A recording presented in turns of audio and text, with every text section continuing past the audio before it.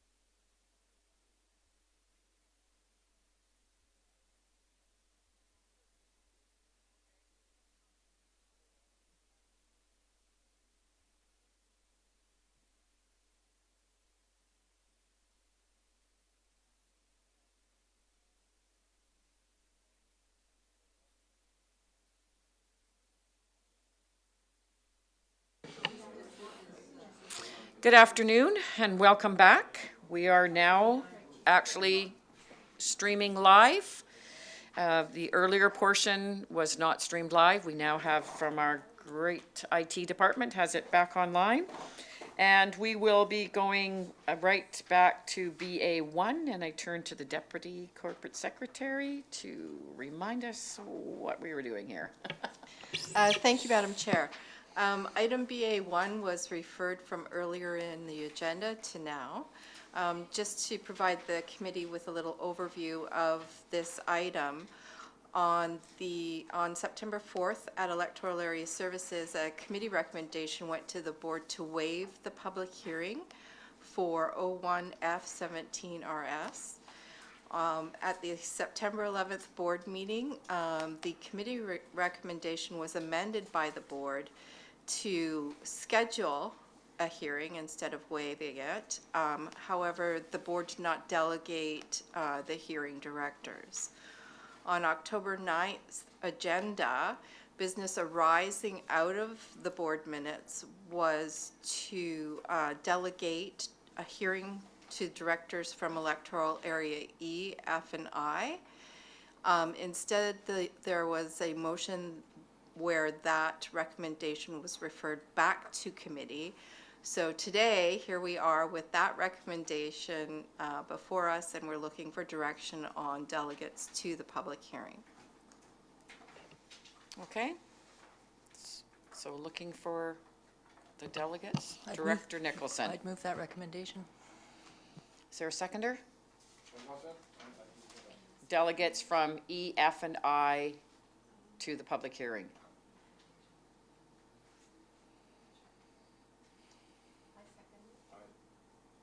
Okay, it's been moved and seconded.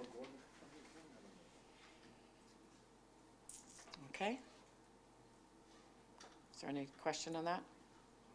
Gonna call it. All in favor? Any opposed? Motion's carried. Moving on now to R30. Thank you, Madam Chair. Item R30 is a report from the Water Management Division regarding Shawnigan Beach Estates sewer system exclusion requests. And the recommendation before you is that it be recommended to the board that the following properties be excluded from the parcel tax roll for the Shawnigan Beach Estates sewer service, as the properties are incapable of receiving the service. And there are 5 properties, PID 030-363-705, 030-363-721, 030-363-730, 030-363-748, and 030-363-713. It's been moved. Second. Any discussion? Director Smith. So with these people being receiving an exclusion, does this mean that they'll have to put in a septic system, and will their property sizes allow for that? I believe we talked about this in the past, and I'll let Mr. Dennison recollect our memory here. Thank you, Madam Chair. Yes, they're actually, 4 of the 5 lots are already built upon, and they have on-site systems. Yeah, so that's taking care of it. Yeah. Okay, all in favor? Opposed, if any? Motion's carried. Moving on now to R31. Thank you, Madam Chair. Item R31 is a report from the Water Management Division regarding Bald Mountain Water System, and it's an inclusion report. There are 3 recommendations before you. 1, that it be recommended to the board that the certificate of sufficiency confirming that sufficient petition requesting inclusion to the Bald Mountain Water Service Area from the following property, PID 009765468, be received. I move. Is there a seconder? Oh. Moved. Well, she wasn't quite finished. That's 1. Shall I continue? Yeah, or- continue. Okay, thank you. That CVRD bylaw number 3180, Bald Mountain Water System Service Establishment bylaw 2008 be amended to include PID 009765468. And number 3, that the amendment bylaw be forwarded to the board for consideration of 3 readings and adoption. Now you can move it, Director Kuhn. Great. Is there a seconder? Okay. Seconded by alternate Director Haim. Any questions? All in favor? Opposed, if any? Motion's carried. Moving on to R32. Thank you, Madam Chair. Item R32 is a report from the Inspection and Enforcement Division regarding soil deposit permit application for PID 028237765. And the recommendation before you is that it be recommended to the board that the SDC-19-15 for 4310 Chester Road in regard to PID 028237765 be approved. Do you have something for us, or can we move? Would you like to, do you have a report or anything? I just had a minor report, but. Okay. I'm looking to the committee if they wanted to see that, or we move ahead. Moved? Moved? It's been moved. Is there a seconder? Moved and seconded. All in favor? Any opposed? Motion's carried. Thank you. Moving on now to R33. Thank you, Madam Chair. R33 is a report from the Inspection and Enforcement Division regarding soil deposit permit application for PID 006-322-549. And the recommendation before you is that it be recommended to the board that soil deposit permit SDC-19-13 in relation to 670 Shawnigan Lake Road for PID 006-322-549 be approved. Director Nicholson? Could we hear a staff report on this one, please? Sure. Sorry, just give me a couple seconds while I bring Yeah. it up.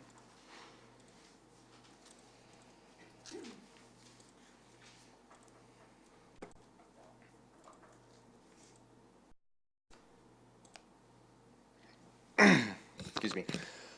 So this site is a new site. There was no existing depositing happening in the grace period. There's minor work happening to do with getting the industrial access permit from Ministry of Transportation in place. Besides that, they're not accepting soil at this time. We have reviewed the application process, and it appears to meet all the requirements on that for the soil application. We have some images of the site. There's not particularly a lot to see because they are not accepting soil for any of the actual fill process right now. And it is an industrial zone property, so there is equipment on the site which is approved within the zoning. These are just sites. There was some rock blasting done on the site and gravel crushed from material existing on the site for use on the site. So, like I said, there's not too much to discuss because it is not an existing site. There's much less to it than the sites that were working under the grace period. Great. It's been Director Nicholson, you'd like to move that? I just like clarification. So the type C is non-contaminated soil, right? Is there an opportunity for the province to approve contaminated material being deposited here? So this is just for contaminated soil. If there's do any approval through the province, that is nothing to do with us. Okay. Just a comment, when I read this technical report, I wasn't really clear on what exactly was being deposited. That was just why I was concerned. Okay, looking for a mover. It's been moved. Is there a seconder? Moved and seconded. All in favor? Any opposed? Motion's carried. Moving on now to R34. Thank you. Thank you, Madam Chair. Item R34 is a report from the Development Services Division regarding development variance permit application and development permit application Lot A, Wilmot Road, in regard to PID 003-300-412, and there are two recommendations before you. Welcome, Mr. Munn. Good afternoon, Chair, committee members, members of the public and staff. I'm here to present report R34, which is two applications in one report. That is Development Variance Permit DVP 1903 and Development Permit DP 19D06, both for the same property. This is the subject property. The purpose of the development permit application is to ensure that development permit guidelines are addressed by the applicant before the subdivision of the land can occur. Two sets of development permit guidelines apply: rural character and agricultural protection. The purpose of the development variance permit is to decrease the setback of the proposed building on proposed lot 1 from 7.5 to 5.7 meters. I'm first going to address the development variance permit. The proposed variance results from an application of the development permit guidelines to increase the landscape buffer between the subdivision and the agricultural lands to the south. The LOCP supports such a variance under such conditions. This is where the variance will occur, in the front yard. That's the proposed building on lot 1. For the development permit, the subdivision and landscape plans do not address the letter of the development permit guidelines. They do address the intent of the guidelines by providing a landscape buffer of between 9 and 15 meters, and that's the blue arrow points to the landscape buffer proposed adjacent to the agricultural lands to the south, the bottom of the screen.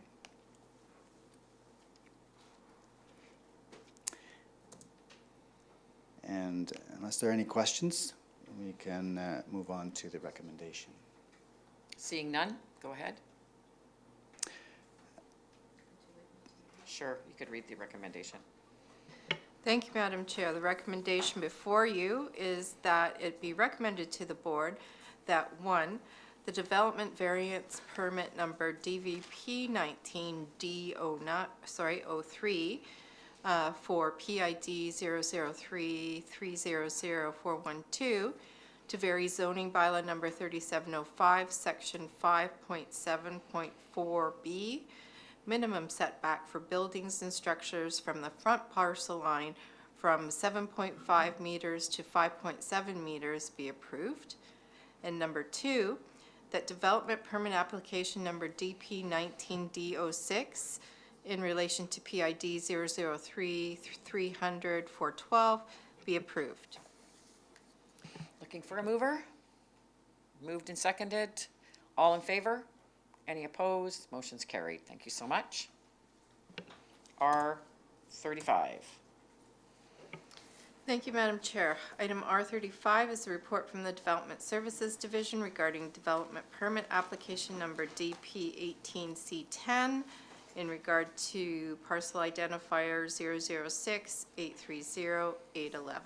And there is one recommendation for it. Mr. Munn? Thank you.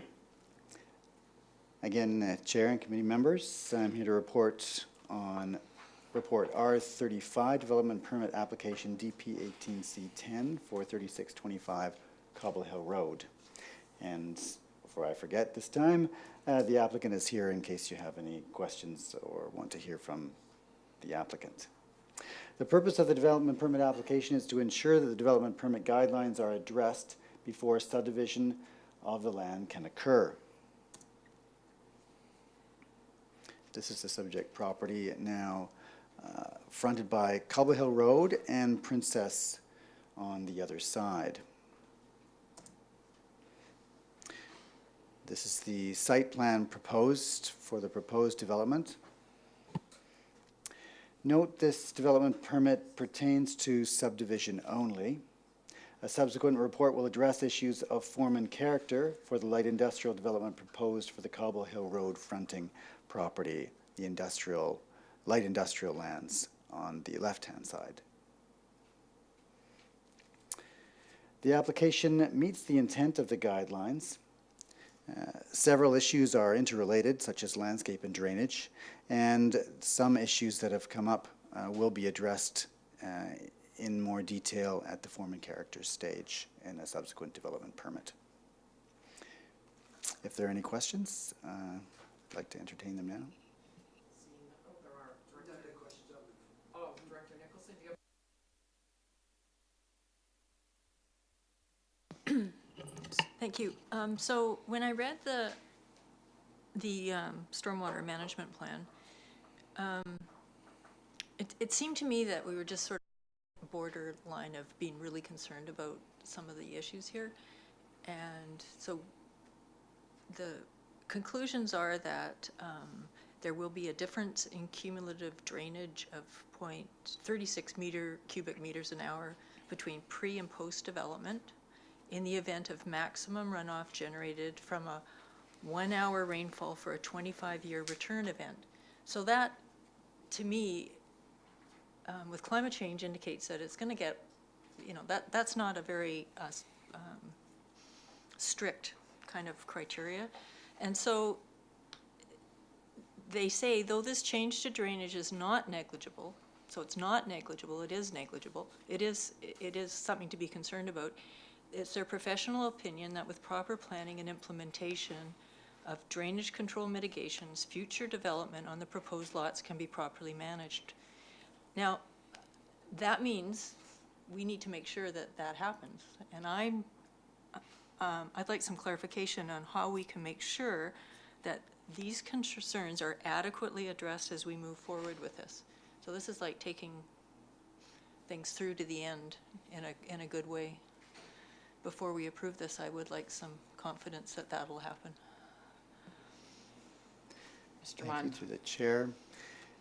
The stormwater report, when we look at stormwater management reports and addressing issues of rainwater and surface water flow, there's a professional reliance model. We need to take into account the fact that the engineers have signed, and geoscientists, and looked at this context. And that includes the subsurface, where there are permeable soils, and the surface runoff, which looks at little or no increase in surface runoff from the existing properties. So some of the issues I did raise here, and I did look at this with my colleagues in professionals in landscape architecture and engineering, and they concurred that the report was good enough. It does address these issues, and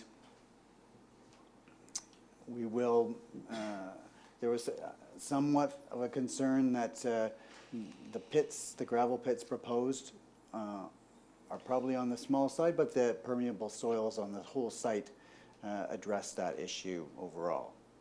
So when it comes to the main concern, which would be the industrial lot, which is where the most impervious surfaces would be proposed, or looking at the largest building and the compact gravel or concrete on that site, you're going to have the most issues with runoff or water containment. And that's going to be addressed further, and you can see there that there is a point where there would be overflow, and that would be in a severe case, because they looked at the average rainfall and so on that would be addressed. And I believe they also included a factor for climate change. Usually that's around 10%. Okay, actually, does the applicant wish to add anything while we're here? I would happily answer questions if anybody has any. Thank you Okay. for inviting me up here, Okay. Madam Chair. We've had professionals look at this from every point of view. It is important to note that the site that this is upon has extremely well-drained soil to begin with. So when we look at the size of the pits, they meet the requirements, from what I understand, without the necessity of being expanded on that particular site. Every site has a different situation, of course. Great, thank you so much. Thank you. Director Wilson. Thank you, Madam Chair.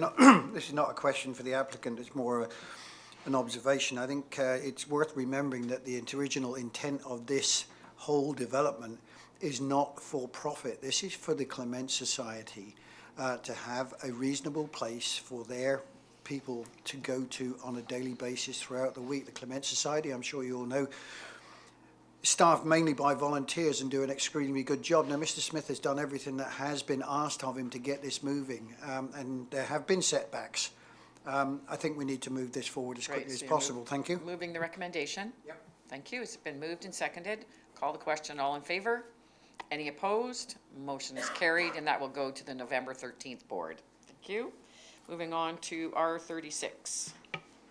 Thank you, Madam Chair. Item R36 is a report from the Development Services Division regarding application numbers DP 19E04 and DVP 19E04 in relation to parcel identifier 009667583, development permit application and development variance permit application for Jackson Road. And there are two recommendations before you. Okay, welcome, Ms. Wright. Hi, I'm here to answer any questions about the application. We also have the applicant if there's any questions. I do have the site plan to put up for reference. Are there any questions for staff or the applicant? Seeing none, I look to the director of the area, Director Nicholson. You're moving the recommendation. Is there a seconder for that? Been moved and seconded. Any other discussion? Seeing none. All in favor? Any opposed? Motion is carried. Thank you very much. Moving on to R37. Thank you, Madam Chair. Item R37 is a report from the Development Services Division regarding gate sales of cannabis, and that report is for information. Okay, is there any questions for staff? Is this also for you, Ms. Wright? That's right. Okay. Seeing none. Thank you so much. We'll move on to R38. Thank you, Madam Chair.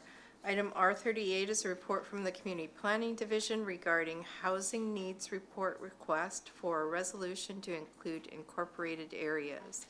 And the recommendation before you is that the Cowichan Valley Regional District apply for and administer grant funding from the Union of BC Municipalities to prepare a regional housing needs report on behalf of electoral areas and the City of Duncan, the Municipality of North Cowichan, the Town of Ladysmith, and the Town of Lake Cowichan. We have Ms. Breen, if anybody has any questions. We have Director Smith and Director Wilson, and Director Nicholson, can you turn off your microphone, please? Director Smith? Thank you. Through the chair to staff. If, for this grant, will this grant include the staff time costs? And does the staff have the capacity to handle this work at this time? Through the chair. The staff costs would then be distributed to all of the 4 municipalities in terms of their portion of it. And the CVRD, we're not anticipating a lot of staff time because this will be, an RFP will be issued on behalf of the electoral areas and the 4 municipalities. And at this point in time, how the 4 municipalities decide in terms of the allocation of that, we haven't met yet. If this is approved today, then our meeting date is November 19th. Follow-up, Director Smith? Yes, and staff time capacity to take on a project like this? We anticipate through the chair that there will be the staff capacity because most of the bulk of this work will be through a consultant through an RFP. That's the tentative plan right now between the 4 municipalities and CVRD staff. Thank you. Director Wilson, and then Director Nicholson. Yeah, Director Smith has already asked the questions that I was going to ask. Thank you. Director Nicholson. Well, I think it's also true, is it not, that we have to do a housing needs report regardless of whether the municipalities do it with us or not. Through the chair, that's correct. It's a legal obligation from the province. Thank you. Okay, going to call the question. All in favor? Opposed, if any? Motion is carried. Thank you very much. R39.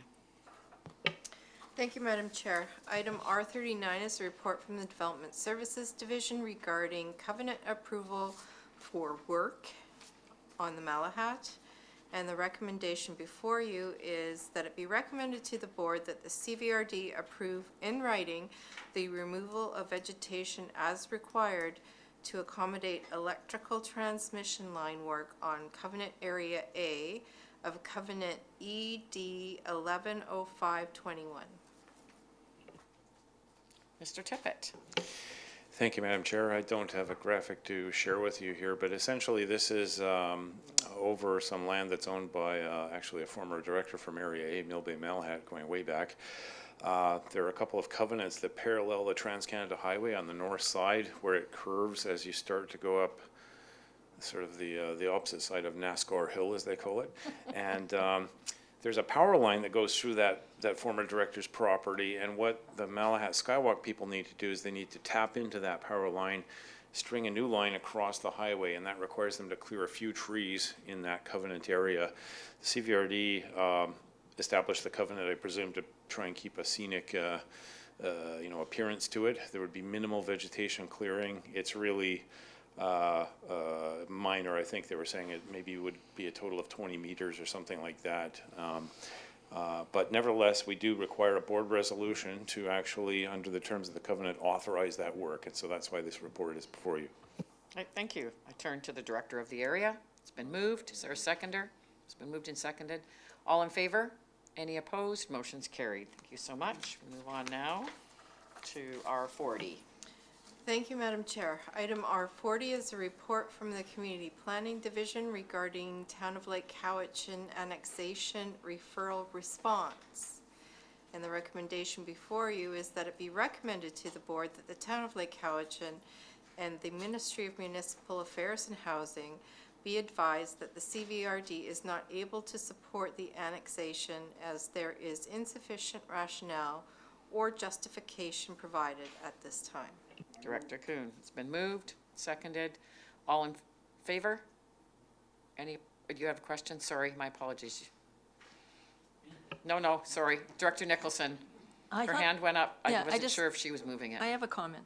Okay. And I think that, I think this is a really interesting file. And I'm okay with approving this one, but I think it would be, I'm wondering if we should do a little bit more thinking about criteria for responding to these kinds of requests in the future. Because what we've got in this list is basically just what the legislation says, and then a couple of points about lack of communication, which apparently is a frustration for the electoral areas. So I think that there's probably more that could be said about this kind of a thing, and I think that we would be smart to be prepared. So I don't know, I know we're really busy, but I think that this is sort of a policy area that we should not let be forgotten. Yeah, we have been talking to ministers about this as well in the regional district, so we have been working on it. Yes, but we don't have, our region doesn't have a set of criteria that we always apply and think about when we do this, right? And I think that we should do that. And maybe staff could remember that, because I know that they've got lots of other priorities, but that's something that should be brought forward at some point. Sure, thank you. I'm sure the staff has heard that.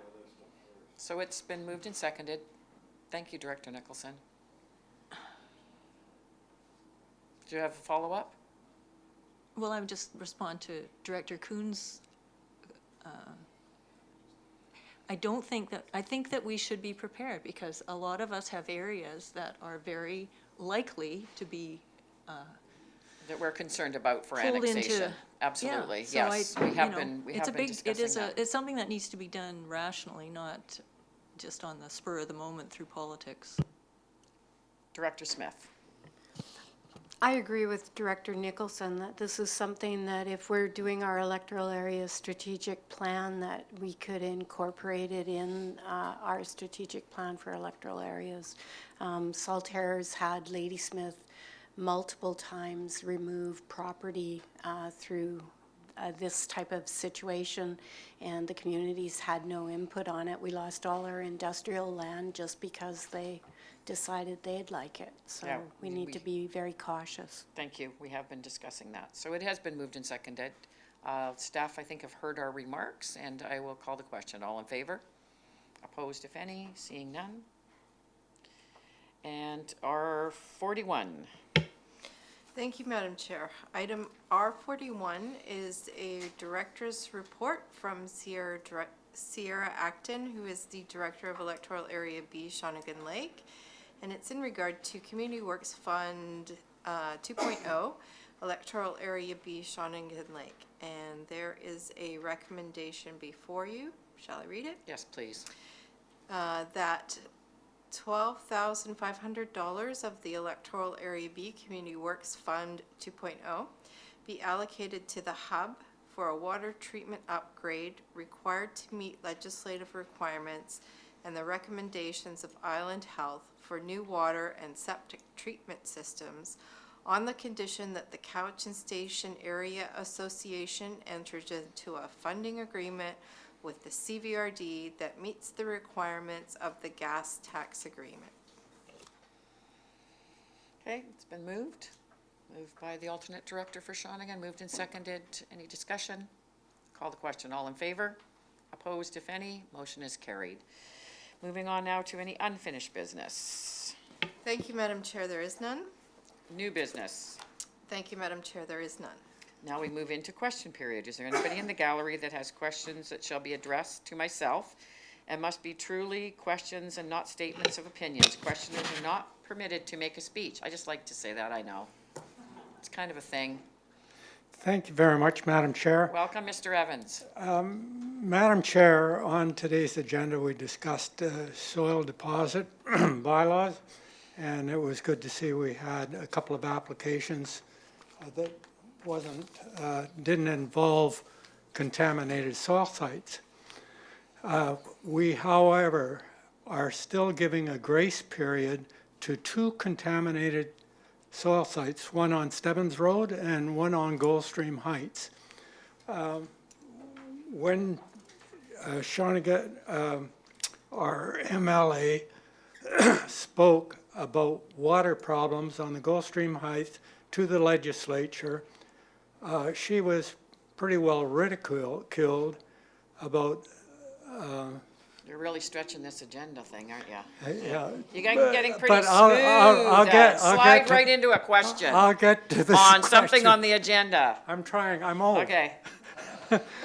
And so at any rate, if you look at our MLA's Facebook page, you can see where the Minister of Health is ridiculing her for the CVRD dumping soil on contaminated sites, giving soil permits. I believe that we tried to make an amendment. Question? So where are we on our amendments for dumping soil on contaminated sites, soil deposit bylaw on contaminated sites? They're still dumping at both sites, and we're being ridiculed in Parliament for doing this.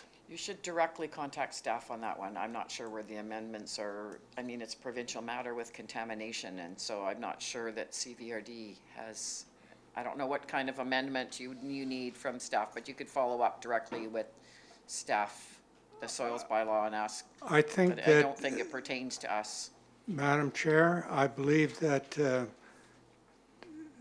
Director Acton put forward a suggestion that no soil deposit bylaw deposits would be put on contaminated soil sites.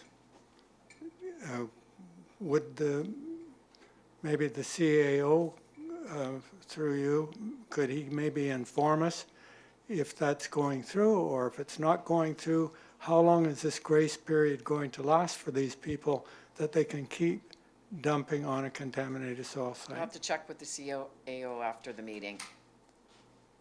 Thank you very much, You're welcome. Madam Chair. Thank you. Okay, seeing nobody else left in the gallery, we bored them to death. It's empty. Oh, not except for, not quite empty. We have Mr. Evans. So I'd like a motion to adjourn. So moved. Is there a seconder? All in favor? Any opposed? Motion is carried. Thank you very much. That was a lot of work today. I appreciate all your patience. Thank you.